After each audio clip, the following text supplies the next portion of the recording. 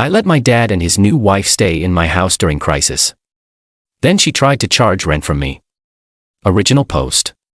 I, 28 males, inherited my late mother's house when she passed 3 years ago after a battle with cancer.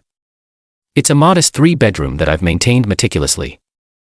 Mom left it to me specifically, which caused friction with my dad, 56 males, but he eventually seemed to accept it. Dad remarried last year, to Diane, 47 years old. I was happy for him initially. Mom had been gone for 2 years, and everyone deserves happiness. I attended their small wedding, and even got them a nice honeymoon package. Things were cordial between us, though Diane and I weren't particularly close. 2 months ago, Dad called in a panic. He'd lost his job, budget cuts, and they couldn't make rent anymore. Diane had a part-time job at a boutique, but it wasn't enough. They were facing eviction within weeks. I hesitated. My house isn't huge and I value my privacy. But he's my dad, and I couldn't let him become homeless. I agreed they could stay temporarily while they sorted things out. We agreed on 3 months maximum with the understanding they'd be actively looking for jobs and a new place. The first few weeks were awkward but manageable. I gave them the master bedroom, I moved to the smaller room, cleared space in the closets, and even covered groceries since they were struggling financially. Last week everything changed. I came home to find Diane rearranging my living room furniture. When I asked what she was doing, she said she was making the space more functional. I reminded her this was my house and asked her to check with me before making changes. She bristled. Well, considering we're all living here now, I think I should have some say in how things are arranged. I let it go, not wanting drama. But days later, I overheard her on the phone telling someone how she and Dad were helping me out by staying with me, and how I was barely managing on my own. For context, I have a stable IT job, pay my mortgage comfortably, and have never asked them for financial help. The situation exploded yesterday. I came home to find a handwritten invoice on the kitchen counter. Diane had calculated my fair share of household expenses, including utilities, groceries, and get this, $800 for rent contribution for our portion of the space. When I confronted her, she said, "You owe us rent for our space. We're 3 adults sharing this house now, so you should pay your third." I reminded her this was my house, that they were staying with me rent-free as a favor, and that we agreed this was temporary. She scoffed. "Well, it's not like you bought this place. Your mom just gave it to you. We're family now, and family shares." Dad was sitting right there and said nothing. Just stared at his phone like it was the most interesting thing in the world. I didn't yell or argue. I just smiled, took the invoice, and went to my room. They probably think I'm considering their ridiculous demand. I'm not. I've already contacted my lawyer, and have a plan in motion. They'll find out tomorrow what happens when you bite the hand that feeds you. We'll update when the shit hits the fan. Update number 1. 3 days later. Holy crap. This blew up overnight. Thanks for all the support. Though things have already been set in motion. After getting the ridiculous invoice, I immediately contacted my lawyer. She confirmed what many suggested. Since they were staying as guests with no rental agreement and no financial contributions, I had grounds for requesting their removal. Because of their attempt to assert ownership rights by trying to charge me rent, we could expedite the process. I spent the next day gathering evidence. Photos of the invoice, screenshots of text confirming our temporary arrangement, and emails where Dad acknowledged this was temporary. I took a day off work and arranged for a sheriff deputy to deliver the eviction notice. I also scheduled movers for the following day, and reserved a storage unit nearby. The morning of the eviction, the deputy arrived at 8 a.m. Diane answered the door in her bathrobe confused. When handed the papers explaining they had 24 hours to vacate, her face went through about 5 emotions in 3 seconds. "What the hell is this?" she shrieked. "It's a formal notice that you and Dad have 24 hours to vacate my property," I said calmly. Dad emerged from the bedroom. "Son, what's going on?" I explained that, after Diane's attempt to charge me rent in my own home, their living arrangement was no longer going to work. I'd given them a place out of kindness, and they repaid me with entitlement and disrespect. Diane exploded. "You can't just throw us out. We have rights. We've been living here." The deputy explained that non-paying guests with no lease, they didn't have standard tenant protections in our state. They needed to be out by the following morning. But where are we supposed to go? Dad asked, shell-shocked. I shrugged. That's not really my problem anymore. Maybe check with those friends Diane's been telling about how you're helping me out. Diane's crying quickly turned to threats. Your mother would be ashamed of you. We'll sue you for everything. I calmly replied that my lawyer had prepared all necessary documentation showing they were temporary guests who attempted to assert ownership rights. My position was legally sound.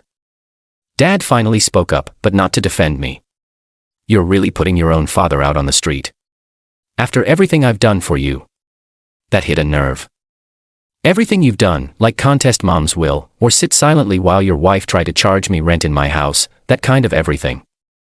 The next morning, the movers arrived. Diane and Dad had barely packed anything, apparently believing I would back down. The movers efficiently packed their belongings, while Diane followed them around, crying and complaining. Dad just sat in the kitchen, occasionally giving me disappointed looks. By afternoon, everything was loaded and taken to the storage unit I prepaid for 1 month. I handed Dad the key and address. Your things are safe there for 30 days. After that, you'll need to pay for it or they'll option everything. Diane refused to leave until the deputy who returned to oversee the eviction made it clear she could walk out or be escorted out. They finally left around 4 p.m. My phone's been blowing up with texts from Dad, Diane, and even Dad's sister who's apparently been fed some BS story. I've blocked Diane's number and sent Dad a simple message. When you're ready to apologize and have a conversation without Diane involved, let me know. I changed the locks this morning. The house feels peaceful again. Update number 2. 1 week later. It's been a week since the eviction, and things have escalated unexpectedly. My aunt, Dad's sister, cornered me in the workplace parking lot on Monday. She was upset, saying, I was cruel to my father during a difficult time. Your father lost his job. He has nowhere to go, and you're sitting pretty in a house you didn't even earn, she said, her voice rising. I explained my side, including how they tried to charge me rent in my own house. She dismissed this with, Diane was just trying to teach you responsibility. The kicker, I later found out from my cousin that Dad and Diane stayed with my aunt, but she kicked them out after 3 days because Diane had been rearranging her furniture and using her expensive skincare products without asking. The irony wasn't lost on me. Then on Wednesday, I came home to find Diane on my porch with a large folder. She smiled sweetly, super creepy, and said she wanted to work things out. Her solution: a home sharing agreement where I would give them permanent residence rights in exchange for them helping manage the property. She actually said, you're young and don't understand the value of family assets. We're just trying to protect you. I firmly told her to leave. When she refused, I called the police.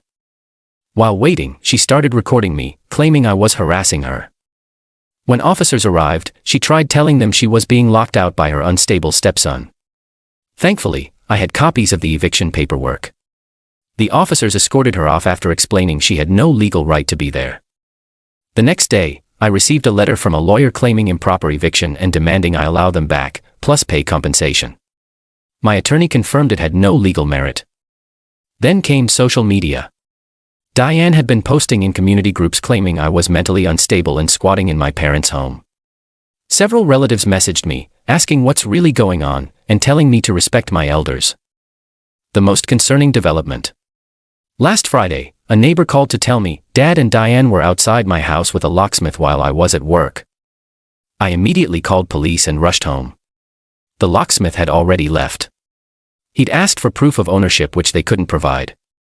Police arrived shortly after me, but they had already gone. Following this, I installed security cameras and filed for a restraining order. Given the attempted illegal entry, my lawyer believed it would likely be granted. The most painful part: finding out Dad has been telling people I abandoned him during his darkest time, and that Mom would be heartbroken to see what I've become. Honey, how he leaves out them trying to charge me rent in my own house. Final update. 3 weeks later.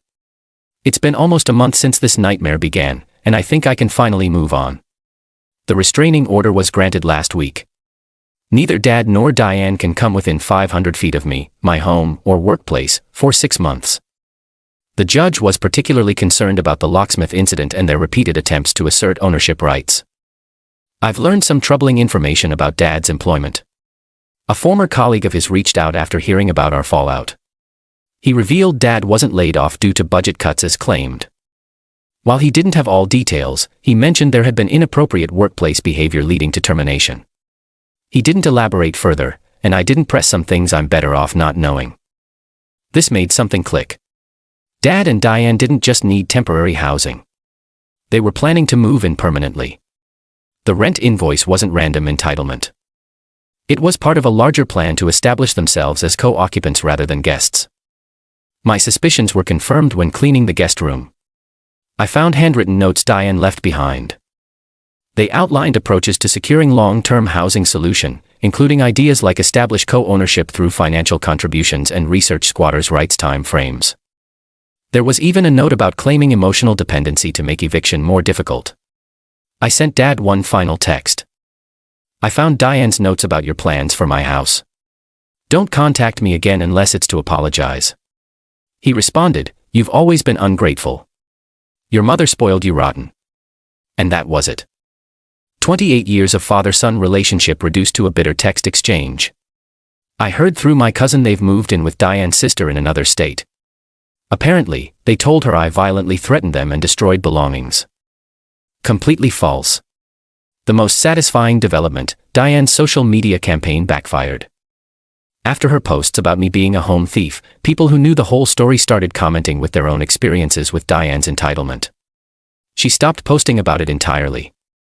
My aunt eventually called to apologize after experiencing Diane's behavior firsthand during their brief stay. She admitted she'd been manipulated by their version and felt terrible for confronting me without hearing my side. I've changed my locks, upgraded security, and updated my legal documents. The house feels peaceful again. I've reclaimed the master bedroom and rearranged the furniture back to how I like it.